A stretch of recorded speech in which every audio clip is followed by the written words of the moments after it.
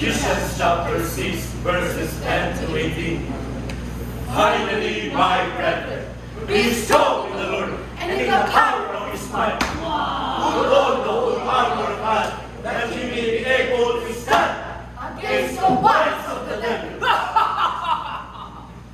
For we wrestle not against flesh and blood, against principalities, against powers, against the rulers of the darkness of this world, against spiritual wickedness in high places.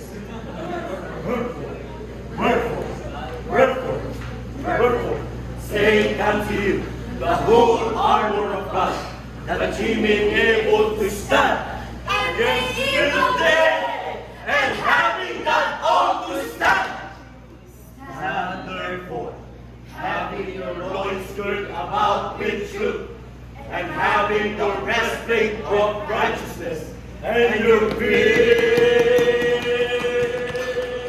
shod with the preparation of the gospel of peace.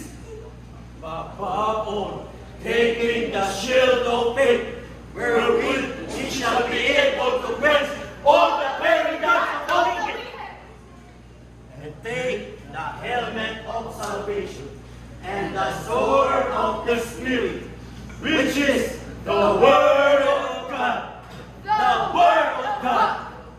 And praying always with all prayer and supplication in the Spirit, and watching